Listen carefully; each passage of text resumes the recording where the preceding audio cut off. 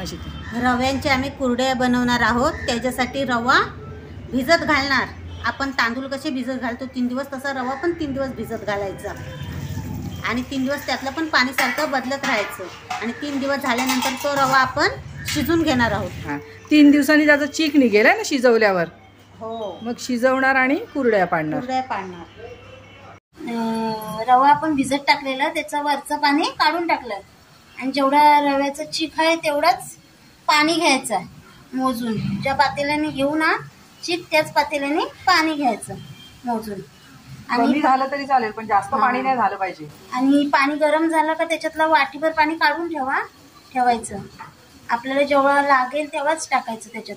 ह्या पातेल्यानेच मोजून पाणी घेतलं एवढंच. जेवढा रव्याचं चीक तेवढंच पाणी. आता हे आपण उकळून घ्यायचं. करत ठेवलं आता आणि त्याच्यात मीठ घेतलं अंदाजे आणि पापडखार 2 चमचे घेतलं टाकायला. कुरड्यांमध्ये टाकणार आहे. कुरड्यांमध्ये रव्याच्या. कलर पण टाकणार आहे का ह्याच्यात? कलर पाहिजे असेल कोणाला तर टाकायचं. रंगीत होतात. आम्ही पांढऱ्याच करतो.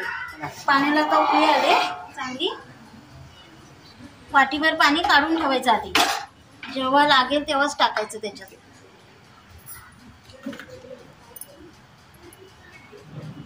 पापडखार टाकून घ्यायचं. मीठ टाकून घ्यायचं. आता थोडं थोडं करून चीक टाकणार. एका बाजूने टाक शिकल चिकन टाका. हळूहळू पाण्यात टाकायचं चिकन आणि शिजवून घ्यायचं. हलवत राहायचं म्हणजे गट्टे होणार नाही.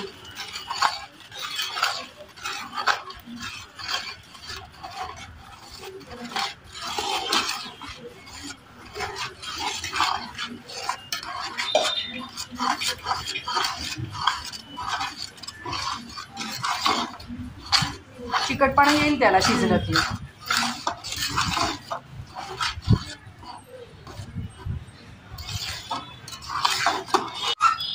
आता हे रव्याचं चीक शिजून तयार आहे. 2 मिनिटं फक्त झाकण ठेवायचं आणि जो पाणी काढलेला होता वाटीत तो नाही लागला त्याच्यात. तेवढ्या पाण्यामध्ये शिजलं. 1 किलोच्या कुरड्या आहे. 1 किलो रव्याच्या.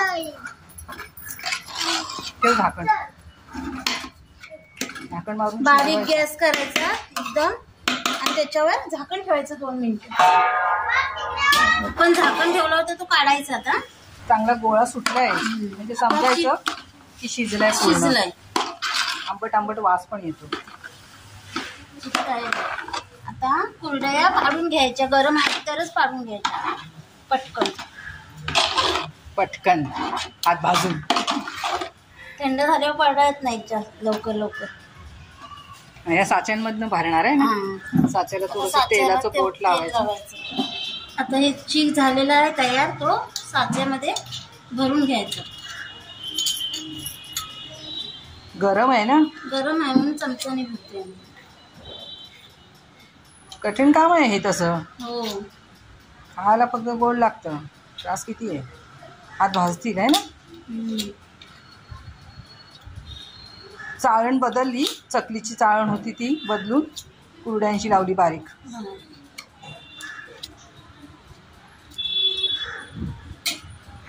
आता पाडून घ्यायच्या. जरा पातळच पाडायच्या म्हणजे पटकन सुकतात. हो,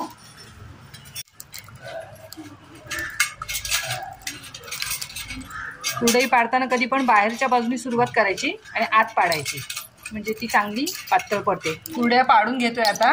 कुरडई पाडताना आणि बाहेरून फेरा आत घ्यायचा म्हणजे पातळ कुरडई पडते. जास्त जाड घातल्या तर मग सुकायला पण अडचण येते ना. आणि ऊन पाहिजे कडक म्हणजे त्या पटकन सुकतात. ही मस्त पडली. झाला काय कुरड्या शिल्पा? शेवट आला आहे ना. एक प्लास्टिक पूर्ण भरलंय आमचं 1 किलोमध्ये. मोजलं नाही ना तरी 100 आहेत. किती दिवस लागतील हे सुकवायला? 2 दिवस लागतातच.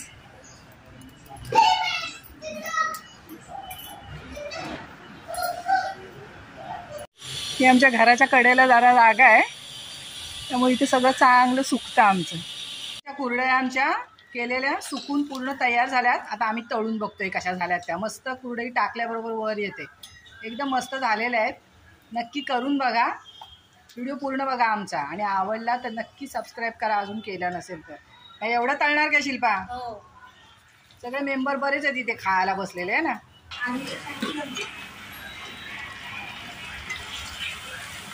मस्त कुरडया फुलतायत.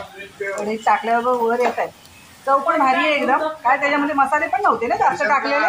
मीठ आणि पापड बस एवढंच. आम्ही रवा पण आम्ही रेशनचा वापरलेला. रेशनला भेटलेला होता आमच्याकडे म्हणून आम्ही प्रयोग करून बघितला. पण चांगलं झालं.